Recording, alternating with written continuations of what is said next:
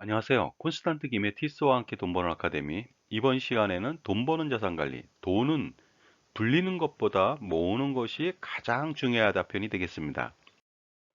돈, 무엇이 중요할까요? 돈을 관리하는 방법 네 가지 정도가 있습니다. 첫 번째는요, 버는 것이고요.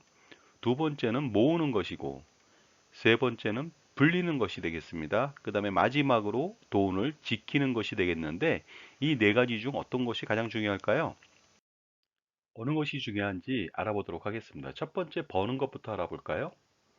월 100만 원 버는 사람이 있습니다. 월 300만 원 버는 사람이 있습니다. 월 1000만 원 버는 사람이 있습니다. 많이 벌수록 좋겠죠? 일반적으로. 그런데 월 100만 원 버는 사람이 30만 원을 소비한다고 가정해 볼까요? 그 다음에 300만 원 버는 사람은 250만 원을 소비하고 1000만 원 버는 사람이 1000만 원 다 소비한다고 가정해 보겠습니다. 결국 뭐냐면요. 많이 버는 거 굉장히 중요합니다만은 소비가 어떻습니까? 가처분 소득의 양을 어느 정도로 크게 만들어주느냐. 이것이 더 중요할 수가 있다는 것이 되죠. 자, 두 번째, 돈을 모으는 것에 대해서 알아볼까요? 1000만 원 모으려고 합니다. 이거 굉장히 어렵습니다. 처음에 시도하니까 어렵기도 하고요. 1000만 원 모으기 전에 어떻습니까? 돈을 써버리는 경우도 허다하기 때문에 그렇습니다. 그래서 최초에 1000만 원 모으기는 굉장히 어렵습니다.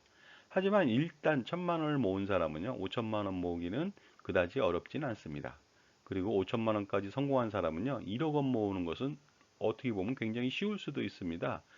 이론적으로 1000만 원 모으는 것보다 1억 원 모으는 것이 훨씬 더 어렵습니다. 하지만 실질적으로는요, 1000만 원 모은 사람보다 1억 원 모은 사람이 훨씬 더 쉽다는 얘기를 많이 들을 수가 있습니다.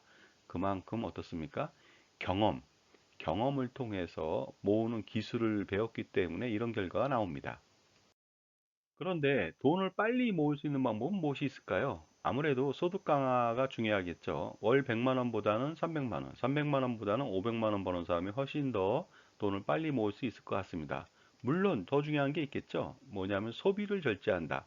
가처분 소득을 극대화시켜야만 그 종잣돈 목표 금액을 빨리 모을 수가 있습니다.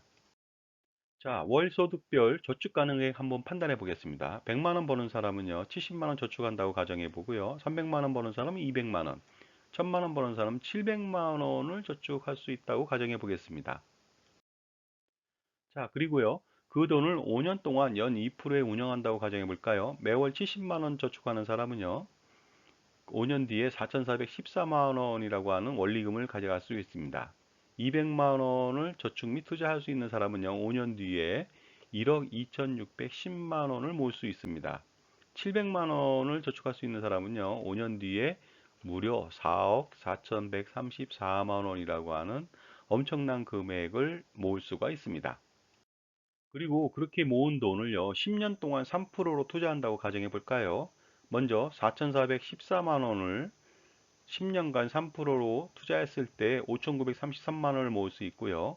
1억 2,610만 원은요, 1억 6,947만 원까지 모을 수 있습니다.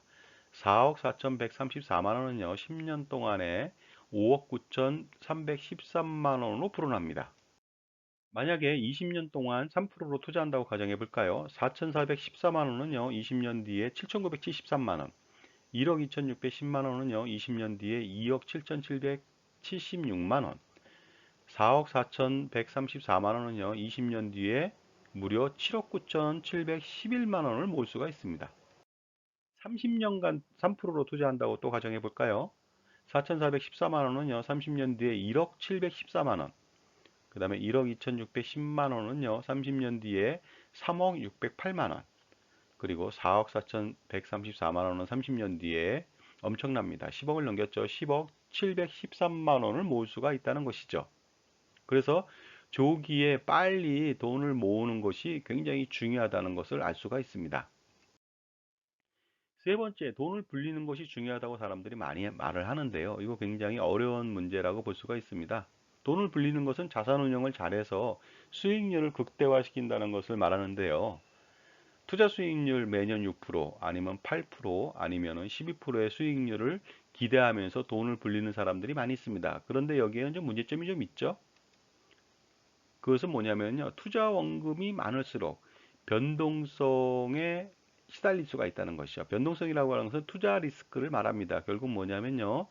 그 작은 돈보다는 큰 돈을 운용했을 때 그 투자 수익을 높게 가져갈 수도 있지만은 떨어졌을 때는 엄청난 손실을 감수해야 된다는 것이죠. 결국 투자의 문제점은 이런 것입니다. 첫 번째는요, 투자 수익률은 언제나 가변적이다는 것이죠. 그래서 예상한 대로 연 6%의 투자 수익률을 기대했지만 어떨 때는 4%, 3%, 어떨 때는 마이너스 20%가 날 수도 있습니다. 그 다음에 지속적인 투자로 지속적으로 높은 수익률을 매년 창출할 수 있다? 이것은 꿈에 가깝습니다. 10년 동안 투자 수익률 4%를 계속적으로 얻었다 하더라도 마지막 11년 차에 수익률이 50%로 곤두박질 칠 수도 있습니다. 그 다음에 대부분의 사람들은요, 돈이 넉넉하지 않기 때문에 5년, 10년, 20년 장기 투자를 할 수가 없습니다. 그래서 단기 투자 때문에 투자 수익률을 지속화시키기가 어렵다는 것이죠. 네 번째는 돈을 지키는 것인데 이거 한번 알아보도록 하겠습니다.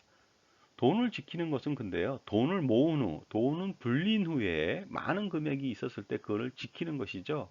결국 뭐냐면 안정적인 투자와 그 다음에 세금으로부터 안전하게 절세하는 방법들. 이런 것이 돈을 지키는 것인데 결국은 뭐냐면요, 돈을 지키는 건 마지막이 되겠습니다. 가장 중요한 것이 아니죠. 따라서 돈을 모으는 것이 가장 중요합니다. 물론 소득을 강화시키는 것이 먼저 중요하겠죠. 하지만 소득 강화는 반드시 소비 절제를 내포해야 된다. 그래야만이 가처분 소득을 극대화시켜서 돈을 모을 수 있는 가장 중요한 방법이 될 수가 있습니다. 그리고 나서 투자를 어느 정도 강화시키는 것, 그것이 돈을 불리는 방법이 되겠고요. 세 번째는 많은 돈을 벌었을 때 결국 절세 강화를 통해서 돈을 지켜내는 방법이 바로 순서가 되는데 이 중에서 가장 중요한 것은 어떻습니까? 소득 강화는 전제 조건이 됩니다. 그러면서 소비 절제가 전제 조건이 되겠죠? 근데 가장 중요한 것은 돈을 모으는 것이 가장 중요하다고 판단됩니다. 자, 지금까지요. 돈을 관리하는 방법 네 가지 중에서 돈을 모으는 것이 가장 중요하다는 말씀을 드리고 싶습니다. 감사합니다.